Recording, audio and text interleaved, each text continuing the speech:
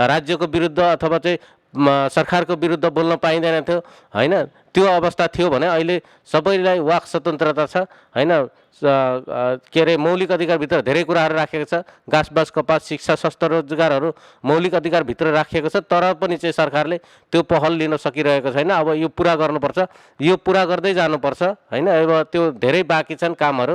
अब नेपाली जनतालाई खासै यो परिवर्तन भइसकेपछि पनि त्यस्तो अनुभूति त गर्न पाएका छैनन्। त्यही पनि केही आंशिक रूपमा 25% जति चाहिँ अनुभूति गरेका छन्। अहिले सबै नेपाली दाजुभाइहरू अहिले चाहिँ आफ्नो भनौँ न हरेक ठाउँमा खुल्ला रूपमा हिँड्न पाउने, खुल्ला रूपमा बोल्न पाउने अधिकारहरू पाएका छन् हैन। अब शिक्षा स्वास्थ्य रोजगारहरू जस्ता कुराहरू चाहिँ मौलिक अधिकारभित्र छन्। त्यसले गर्दा अहिले शिक्षामा केही अल्पसङ्ख्यक सीमान्तकृतहरूलाई त के अरे सरकारले सुविधा पनि दिएको छ। जन्मिने बित्तिकैदेखि भत्ताहरू दिएको छ। उसको शिक्षा स्वास्थ्यमा चाहिँ अब चाहिँ के अरे यो उच्च शिक्षासम्म उसलाई चाहिँ निःशुल्क पढाउने व्यवस्था पनि सरकारले गरिरहेको छ। समानुपातिक समावेशीको आधारमा हरेक ठाउँमा प्रतिनिधित्व सबै जातिहरूको भइरहेको छ अहिले सरकारी जागिरहरूमा पनि हैन। त्यसले गर्दा यो व्यवस्था एक हिसाबले सबै मिलेर ल्याएको छौँ। जसरी सबै मिलेर ल्यायौँ त्यसले गर्दाखेरि यसलाई अन्तिम बिन्दुमा पुर्याउनुको निम्ति चाहिँ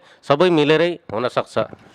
विशेष गरेर आज हामी देशैभरि पूर्व मेचीदेखि पश्चिम महाकालीसम्म राप्रपा राजेन्द्र लिङ्गदेन एउटा माहौल तातिएको छ कि यो देशमा हिन्दू राष्ट्र स्थापना गर्ने। जस्तो कमल थापाले नै तपाईँको चाहिँ माननीयज्यूले चाहिँ तपाईँको यो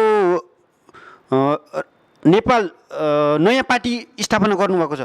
यी सबै चाहिँ एकजुट भएर चाहिँ गणतन्त्रलाई चाहिँ फ्यालेर फेरि राजतन्त्रलाई स्थापना गर्ने अब एजेन्डाहरू छन्। एउटा माहौल तातिरहेको छ।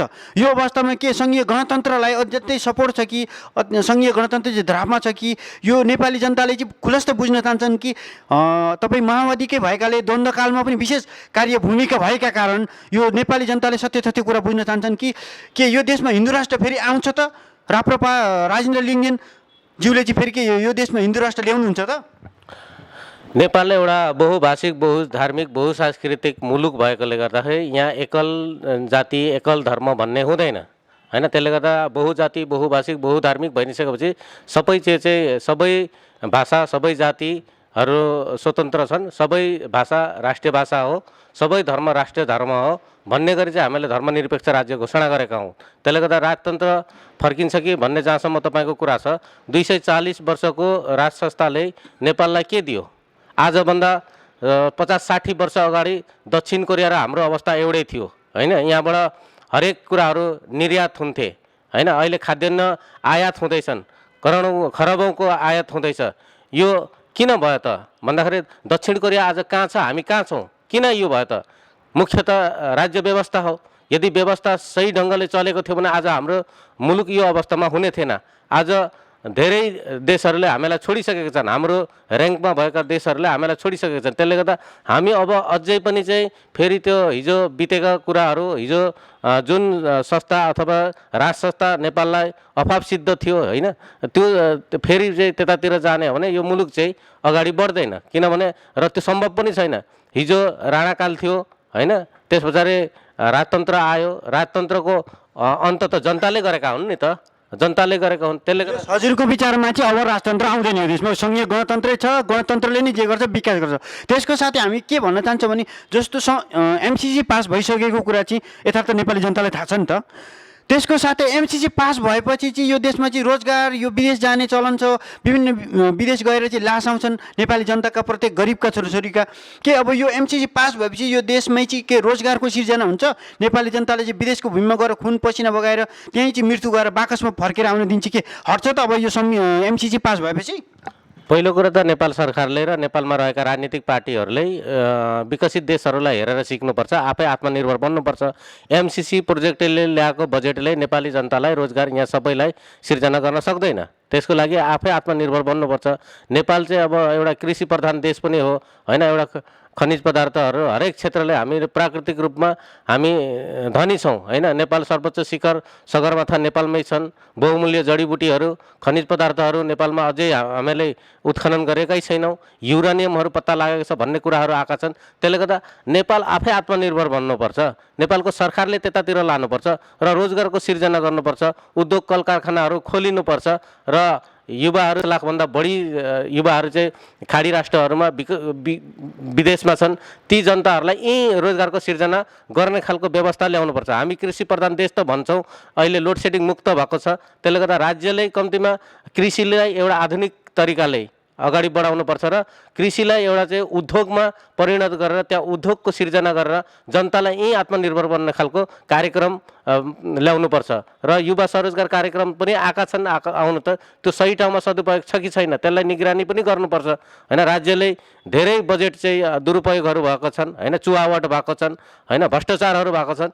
ती सबै भ्रष्टाचारहरू चुहावटहरूलाई रोक्नुपर्छ र हामीले कम्तीमा त्यसलाई रोक्न सक्यौँ भने नेपालका युवाहरूलाई रोजगार सिर्जना गर्नको निम्ति धेरै ढोकाहरू खुल्नेछन् हैन। जस्तै हामी औद्योगिक क्षेत्रमा जस्तै यहाँ जडीबुटी उद्योग खोल्न सक्छौँ हैन, त्यस्तै खनिज पदार्थहरू छन् हैन। अब यहाँ चाहिँ अन्य बहुमूल्य के अरे खनिज पदार्थहरू नेपालमा छन् भन्ने खालको कुराहरू आएका छन्। त्यसले गर्दा अब पर्यटन क्षेत्रमा विकास गर्नुपर्छ हैन। सर्वोच्च शिखर सगरमाथा जस्तै उच्च हिमालहरू छन्, तिनलाई चाहिँ पर्यटक क्षेत्रमा परिणत गरेर चाहिँ विदेशबाट चाहिँ टुरिस्टहरूलाई भित्राउन सके राज्यको आम्दानी बढ्ने थियो हैन।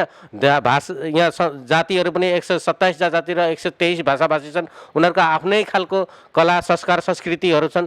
तिनलाई जगेर्ना गरेर तिनलाई चाहिँ प्रबन्धन गरेर तिनको चाहिँ विकास गरेर पनि चाहिँ पर्यटन भित्राउन सकिन्छ।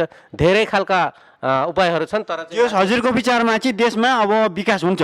त्यसको साथै हजुरले म चाहिँ के विशेष गरेर के भन्न चाहन्छु भने हिजो यही देशमा 10 वर्ष जनयुद्ध र क्रान्तिका बेलामा गरिब दुखीका छोराले चाहिँ बन्दुक बोकेर एउटा हातमा चाहिँ श्रीमती मरिरहेछ, पर्तिर अर्को आफ्नो दाइ मरिरहेछ। त्यो अवस्थामा क्रान्ति गरेर लडाइँ गरेर यो देशमा सङ्घीय गणतन्त्र आयो र गणतन्त्र आइसकेपछि यो देशमा कोही भोको रहँदैनन्, सबैले चाहिँ रोजगार पाउँछन्, सबैले चाहिँ देशमा चाहिँ आमूल परिवर्तन हुन्छ, क्रान्ति हुन्छ। शिक्षा, स्वास्थ्य, सामाजिक र अत्यन्तै न्यून गरिबका मान्छेले चाहिँ सुदृढ हुन्छ भन्ने एउटा धारणा थियो। के आज आएर चाहिँ नेकपा माओवादीले चाहिँ सङ्घीय गणतन्त्र यो देशमा आइसकेपछि आमूल परिवर्तन र क्रान्ति के ल्यायो त? हजुर थोरै छोटकरीमा नेपाली जनता सत्य तथ्य बुझ्न चाहन्छन् कि नेकपा माओवादीले यो देशमा सङ्घीय गणतन्त्र ल्याएपछि आमूल परिवर्तन र क्रान्ति के ल्यायो? थोरै छोटकरीमा विस्तृत बताइदिनुहोस् न। हामीले जनयुद्धको बेला दोस्रो राष्ट्रिय सम्मेलनबाट चाहिँ गोलमेज सम्मेलन, अन्तरिम सरकार र संविधान सभाको चुनाव भनेका थियौँ। हामीले गणतन्त्र, संघीयता, धर्मनिरपेक्षता, समानुपातिक समावेशिताको कुराहरू उठाएका थियौँ। अहिले हामीले सबै भाषालाई राष्ट्रिय भाषामा परिणत गर्न सफल भएका छौँ, पहिलो कुरा। दोस्रो कुरा चाहिँ आफ्नै लिपिबाट चाहिँ अध्ययन अध्यापन गर्ने खालको व्यवस्था अहिले राज्यमा छ हैन। संविधानले त्यो चाहिँ बाटो खुला गरेको छ। र अर्को कुरा के हो भने चाहिँ यो व्यवस्था ल्याउनको निम्ति माओवादीले धेरै योगदानहरू गरेका छन्। अब म स्वयं प्रत्यक्षदर्शी छु, सहभागी छु हैन। म पनि 10 वर्ष जनयुद्ध, महान जनयुद्धमा लागेको छु हैन, लागेर आएको व्यक्ति हुँ। त्यसले गर्दा जनयुद्ध एउटा त्यस्तो कठिन घडी हो। अहिले हुन त गणतन्त्र स्थापना भइसके पछाडि, संहिता आइसके पछाडि धेरै पार्टीहरूले गणतन्त्र ल्याउने चाहिँ हामी हौँ भनिराख्दा मलाई के लाग्छ भने यसमा माओवादीको देन छ। माओवादीमा धेरै योद्धाहरूले रगत बगाएर बलिदान दिएर यो व्यवस्था आएको हो। र अहिले भोकमारी जो चाहिँ के अरे सबैलाई खानपान अथवा चाहिँ बस्न रोजगारहरूको सिर्जना भयो त भन्ने क्वेसनमा चाहिँ म के भन्न चाहन्छु भने पहिलो कुरो त हामी जनमुक्ति सेना निर्माण गरेर यो राज्य व्यवस्थाको विरुद्ध हामीले जो हतियार उठायौँ, सेना समायोजन थोरै मात्रै सङ्ख्यामा भयो। त्यतिखेर चाहिँ थोरै मात्रै भयो होला। उनीहरूले सङ्घर्ष त यो देशका लागि गरेकै हुन् नि। जति सानोले पनि गर्यो, ठुलोले पनि गर्यो, उनीहरूले क्रान्ति त गरेको नि। किन सबैलाई चाहिँ सेना समाउनु भएन होला? पहिलो कुरा त के हो भने पार्टीभित्र एउटा अन्तर्विरोध सिर्जना भयो हैन। अब पार्टीभित्र अन्तर्विरोध सिर्जना भयो। वैध कमरेडहरूले चाहिँ अब हामी वीरतापूर्वक लडेका मान्छेहरू कहाँ अर्काको कमान्डमा चल्ने हो र, सेना समायोजनमा जानु हुँदैन भन्ने भित्रै पार्टीभित्र पनि कुरा उठ्यो। तत्कालीन 7 राजनीतिक पार्टीहरूले 7 राजनीतिक दलभित्रका पार्टीहरूले पनि अब सबै सेना समायोजन गरिनु हुँदैन भन्ने खालको कुराहरू पनि उठे। उहाँहरूले पनि त्यतिखेर चाहिँ जनमुक्ति सेना चाहिँ एउटा राष्ट्रको लागि, देशको निम्ति लडेको हो। अब उहाँहरूलाई चाहिँ व्यवस्थापन गर्नुपर्छ, उचित व्यवस्थापन गर्नुपर्छ भन्ने खालको कुरामा उहाँहरूको पनि ध्यान पुर्याएन। र जनमुक्ति सेना लगायतका हामी नेता कार्यकर्ताले पनि चाहिँ अब हैन, अब शैक्षिक अवकाशमा बाहिर निस्किने भन्ने खालको अब रोज्ने दुईटा विकल्प थिए होइन। शैक्षिक अवकाशमा को बाहिर निस्किने, को बस्ने, समायोजनमा को जाने भन्ने अप्सन थियो। शैक्षिक अवकाशमा धेरै साथीहरू बाहिर निस्किनु भयो र अहिले राजनीतिक पार्टीमा हुनुहुन्छ, कोही सांसद पनि बन्नु भएको छ, कोही स्थानीय नेता पनि हुनुहुन्छ।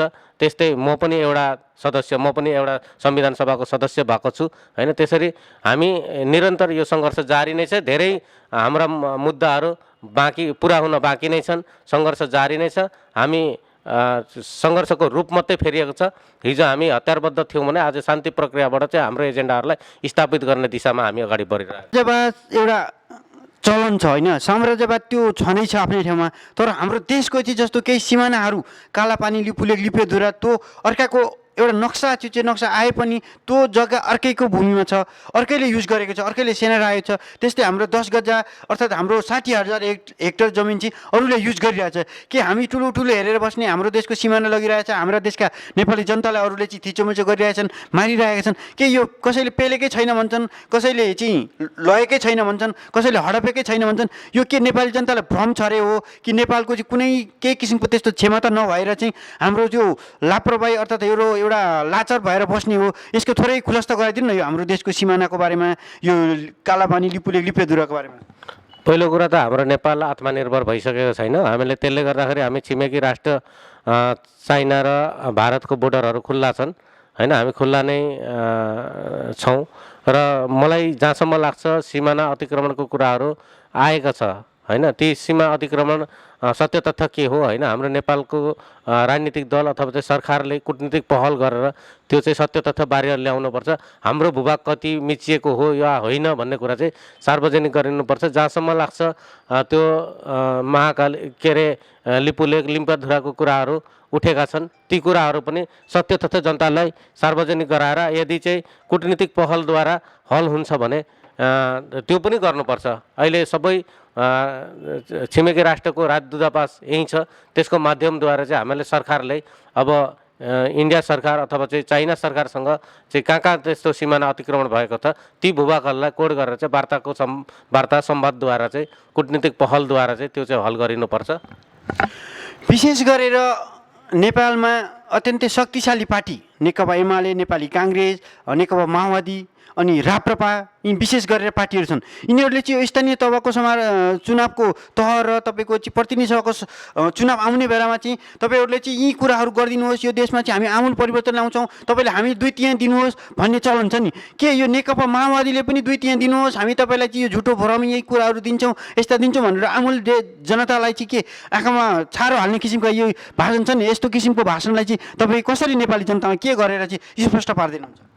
पहिलो कुरा त नेकपा माओवादी केन्द्रले हामीले विगतमा हाम्रो लिडरहरूले पनि हामीले पनि भन्दै आएको के हो भने विकसित राष्ट्र बनाउन सकिन्छ, सम्भावना छन् होइन। हामी प्राकृतिक रूपमै धनी छौँ, तर चाहिँ यसलाई सही ढङ्गले सञ्चालन गर्ने हो भने यो पुरा गर्न सकिन्छ। जस्तै एउटा उदाहरण मात्रै दिन चाहन्छु। एउटा मान्छे अथवा 2जना मान्छे इमान्दार हुँदाखेरि हुँदो रहेछ नि त। आखिर देशमा लोड सेडिङ 18 घन्टा हुन्थ्यो होइन। जतिखेर चाहिँ जनार्दन शर्मा चाहिँ ऊर्जा मन्त्री हुनुभयो होइन, ऊर्जा मन्त्री भएको बेला चाहिँ त्यस्तै अब कुलमान घिसिङ चाहिँ अब चाहिँ विद्युत प्राधिकरणको डिजी भएर आउनुभयो। उहाँहरू 2जना इमान्दारी हुँदाखेरि आखिर हुँदो रहेछ नि त। नयाँ उत्पादन त भएको थिएन विद्युत होइन, त्यसलाई सही तरिकाले व्यवस्थापन गर्दाखेरि लोड सेडिङ त अन्त हुँदो रहेछ। त्यस्तै सबै राजनीतिक पार्टी, सबै मन्त्रीहरू इमान्दार बन्ने हो भने देशमाथि उठ्न कुनै पनि टाइम लाग्दैन। अघि सुरुमा पनि भने मैले यो भ्रष्टाचारलाई नियन्त्रण गर्नुपर्छ होइन। हाम्रो हरेक ठाउँमा चाहिँ जो चाहिँ चुहावटहरू छन् होइन, यी भ्रष्टाचार न्यूनीकरण गर्ने। जस्तै यो भ्रष्टाचार न्यूनीकरण भन्नुभयो, भोलि गएर तपाईँ चाहिँ मन्त्री बन्नुभयो, देशको चाहिँ कार्यकारी बन्नुभयो भने के हजुरले चाहिँ के भ्रष्टाचारमा के कोही भए अर्थात् आफू हुनुभयो भने त्यसमा चाहिँ के आफै नै कार्य अर्थात् दण्डित हुनुहुन्छ तपाईँ? पहिलो कुरा त म भ्रष्टाचार गर्दिनँ होइन। म यदि भ्रष्टाचारी गर्थेँ भने म लगभग 4 वर्ष म संविधान सभा सदस्य भएँ। अब म